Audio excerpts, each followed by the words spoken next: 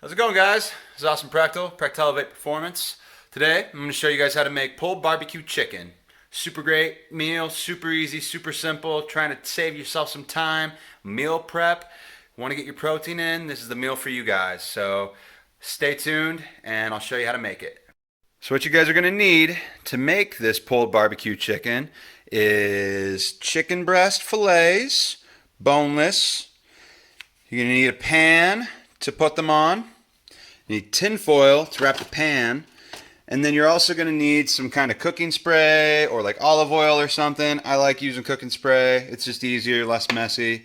And then your barbecue sauce, okay?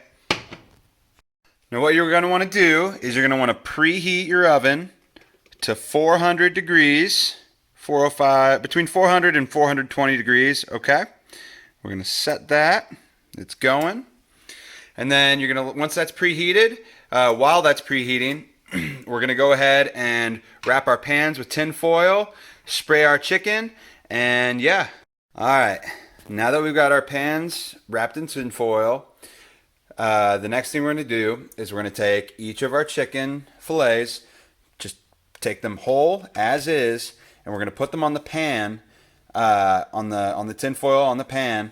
And what you're going to want to do is you're going to want to go ahead and spray these. Give them a little spray. Make sure that chicken doesn't burn or stick to the tin foil. That's kind of why we're doing the tin foil anyways, is to make this a little bit less messy than it needs to be. All right, now that we got our chicken breasts on the pans, you're going to want to go ahead and spray them a little bit, just the tops. They've already got it on the bottom if you've already sprayed your pan. So now that they're sprayed, they should be good to go. That's all you have to do. You guys can throw a little bit of salt and pepper on them if you want. It's not really going to make that much of a difference, but sometimes I like to do that. And yeah, now we just wait for our oven to heat up. And then once that heats up, we're going to put these into the oven for 30 minutes, okay? Sometimes it can be like 20 to 30 minutes depending on how good your oven is, but you want to make sure that that the chicken is cooked all the way through and that it reaches the proper internal temperature. Usually, as long as you don't see any pink, it should be fine after 30 minutes. So that's what I do. Tip: if you're like me and you didn't, wait till the oven like warmed up to put the chicken in and you prepped everything, don't leave it sitting out on the countertop or especially on the oven, because that'll like slowly warm the chicken up, and you want to try and prevent salmonella as much as possible. So yeah, just pop them back in the fridge if you have the space, just so you don't have to worry about that. Porter, do you want some chicken? Vivi, do you want some chicken too? Says yes, I want some chicken, please. Porter says I want chicken too, but I'm less in your face about it. While the oven's still preheating, I want to take a sec to talk about this barbecue sauce. It's the only one out there that I've been able to find like in stores. There's probably others online that you could check out. But yeah, it's called G. Hughes. It's sugar-free barbecue sauce. They've got a couple of different flavors like maple and sweet and spicy. But I like the original. I also like the maple. Jessica doesn't like spicy stuff, so I try to, not be a dick and like let her have, enjoy the food too, so it's not too spicy. But yeah, it's really good, guys. I need to clean my oven. It's really good, guys, but because it's sugar free. And so basically, I've talked about this in other videos. You basically drink this whole bottle and it'll only be 170 calories, which is awesome, especially when it comes to sauces and condiments, because that's where they get you a lot of times. So this is pretty much, if you throw this in with all the chicken, it's very low calorie. Alright guys, so the oven just beeped, so we're going to pop these bad boys in the oven. And then we're going to set the timer for it to 25 minutes. We'll check on the chicken at 25 minutes, and if it's still a little pink, we'll go ahead and leave it in there for another 10. Alright, go ahead and set the timer. Pop, pop, pop, pop, pop, pop. Come on. We're almost there. Hi guys, timer went off.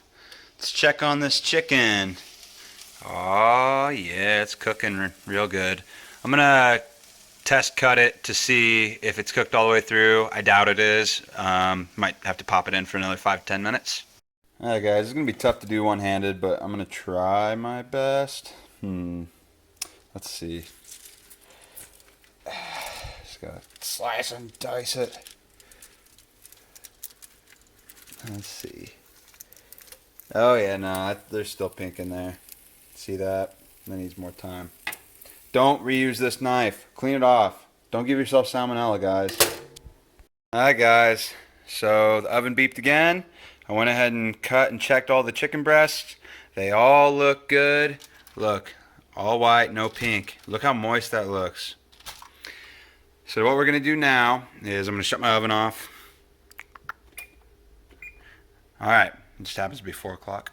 And so what we're going to do is we're going to take each of these chicken breasts that are now fully cooked, and we're going to put them in a big metal bowl or like a Tupperware container. And then I would also advise go ahead and cut them in half like I did, because that'll make it easier whenever you guys start shredding them, which is what we're going to do next with the once we put them in the Tupperware or bowl. Okay, guys, this is the second to last step other than enjoying it.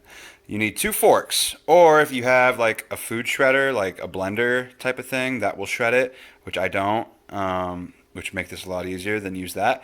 But what you do is you're going to take these 2 forks, and I can't show you because I need both my hands, but you're going to basically have each fork in each of your hands, and you're going to take the chicken and just shred it apart. If you've ever made any pulled type of meat before, you know what I'm talking about. And so yeah, so I'm going to do that, and then I'll show you guys what it looks like afterwards, and then we'll add the sauce in. Alright guys, I have successfully shredded this chicken. If by the end of it your hands aren't sore, then you were probably lucky and you didn't have to use forks, but doing that for like 10 minutes makes your hands kind of hurt, but that's okay. So I've already pre-tared the scale to have the Tupperware, so we'll see how much this weighs. Look guys, that's like 3.5 pounds of chicken right there, all cooked, all shredded.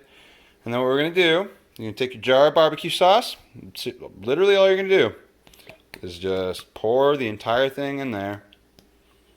And, you know, based on what you guys are, you know, using, what kind of chicken you're using, if you're using the chicken breast like I am, or like chicken thighs, or whatever you want to use, like, just take that into account when you're calculating your calories. And if you know how much an entire bottle of this is, like 170, and then weigh out your chicken, and you can pretty much calculate the entire like meal, the calories and macronutrients for it, and then just weigh it each time before you serve yourself some. And that's it guys. I'm going to stir it up, and then I'll show you the final product. Here it is guys, all stirred up. I promise it's delicious. Put it on a piece of low-calorie bread, or just eat it as is. Last time I made this amount, there's about 3.5 pounds of it. It lasted me and Jessica like 5 days, each of us having it for 1 meal a day. So, you know, I paid only like $9 for all that chicken, and then this barbecue sauce, the low-calorie barbecue sauce, it's like $4 for a bottle of it. But if you can get like anywhere, and I eat a lot, I eat like half a pound each meal, so a lot of you guys out there might not be eating that much at a time, so it could last you even longer. So yeah, if you calculate that out like per meal, that's nothing. That's only like $12 to $15 for anywhere from 10 to 15 meals.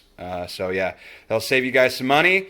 Thanks for watching this video. I hope you enjoyed it, and let me know if you liked the recipe. Let me know if you gave it a try and how you liked it.